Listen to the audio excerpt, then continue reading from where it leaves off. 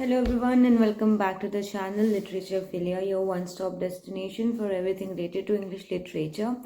I am Harshita Shukla and today we are going to discuss कि net qualify करने के क्या क्या फ़ायदे हैं। सो बहुत सारे लोगों ने मुझे कॉन्ग्रेचुलेट भी किया एंड बहुत सारे लोगों ने ये भी कमेंट किया कि हमने तो 2 बार नेट क्वालिफाई कर लिया है, हमने तो 5 बार नेट क्वालिफाई कर लिया है, कुछ नहीं होता, there is nothing given in that.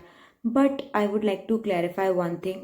First and foremost, एक बार नेट क्वालिफाई करना is equivalent to 10 times qualify करना. Like you are just eating up a seat of another candidate जो कि कोई और क्लियर कर सकता था, और क्योंकि आप एक बार कर चुके हैं जो लाइफ टाइम के लिए वैलिडिटी होती है जिस सर्टिफिकेट की, आप उसको दोबारा बार बार करके पता नहीं क्या प्रूव करना चाहते हैं. Maybe you are trying to prove yourself कि ओके मैं 2 बार क्लियर कर लिया हूँ तो मेरे पास ज़्यादा नॉलेज.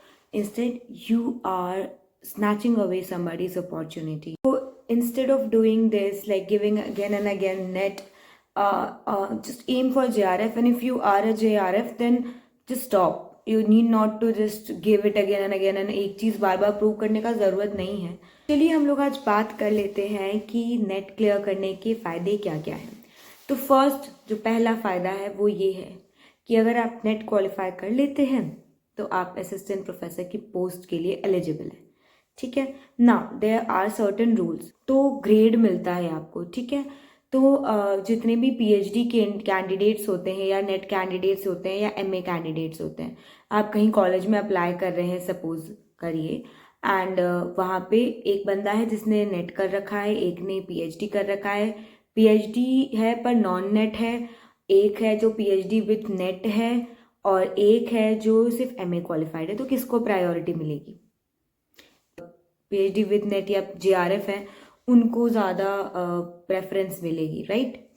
तो यहाँ मेरा बस इतना कहना है कि जितने भी कॉलेजेस होते हैं जो असिस्टेंट प्रोफेसर के लिए भी एक्सेप्ट करते हैं एप्लीकेशंस, वो मिनिमम क्वालिफिकेशन नेट तो मांगते ही मांगते हैं. तो ये एक इम्पॉर्टेंट एस्पेक्ट है कि जब आप नेट क्वालिफाई कर लेते हो तो आप एलिजिबल हो to teach at any kind of college.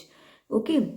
Second thing, whenever you are trying to take admissions in PhD, तो जो नेट क्वालिफाइड बच्चे होते हैं वो उनको ज़्यादा ग्रेड मिलते हैं. तो जैसे कि अभी डीयू का पीएचडी एंट्रेंस हुआ था, तो इंटरव्यू किस बेसिस पे उन्होंने रखा था कि जितने नंबर सीयूईटी के आए हैं उनको 50 में कन्वर्ट करके, और बाकी आपका from high school till masters जितने भी नंबर है, अगर फर्स्ट डिवीजन है तो 5 मार्क्स सब पे मिलेगा.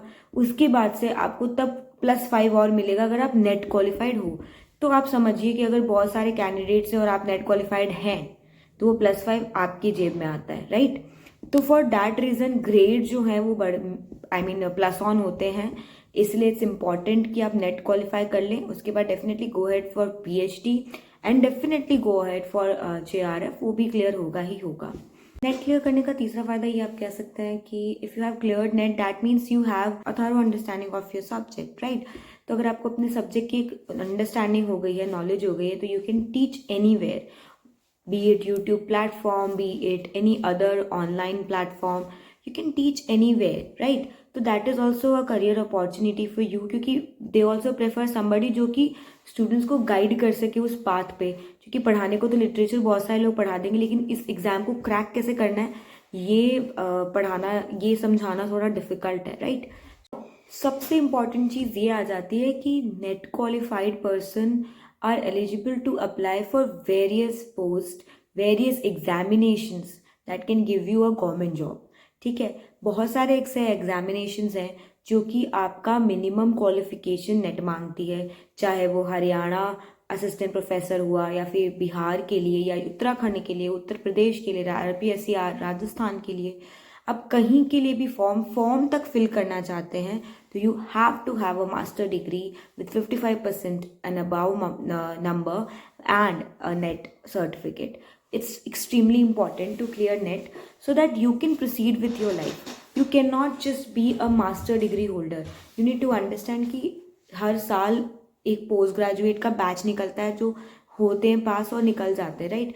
बट क्योंकि अगर आप नेट कर लेते तो आप उस भीड़ से अलग हो गए। अब आप जिस भीड़ में हैं वो नेट क्वालिफाइड लोगों की भीड़ है। अब अगर आप JRF कर लेते हैं तो आप उस भीड़ से अलग होके दूसरी भीड़ में चले गए। You need to understand it is a life long process. If we are going into academics, एक बहुत ही क्लियर माइंड रखना पड़ेगा और बहुत ही पेशेंस रखना पड़ेगा, क्योंकि एकेडमिक्स में यू कैन नेवर इमेजिन कि रातों रात कुछ बहुत चेंज हो जाएगा। नहीं, पेशेंस रखिए, have some patience and do and learn.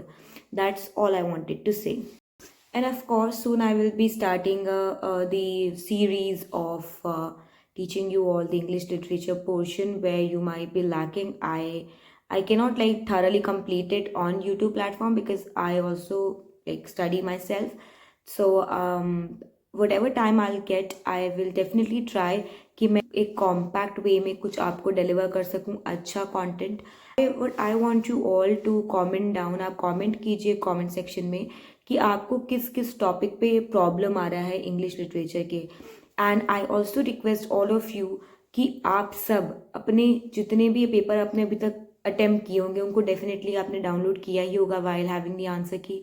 उसमें देखिए कि आप कहाँ लैग कर रहे हैं। जैसे कि जब मैंने अपने पास्ट अटेम्प्ट्स को एनालाइज किया तो मुझे पता लगा I was lacking in theory portion, literary theory, and मैंने उस पर ध्यान दिया and now I am like I have qualified net. I'm not saying that it's that easy, but obviously we have to do something, we have to try, and that's what I did.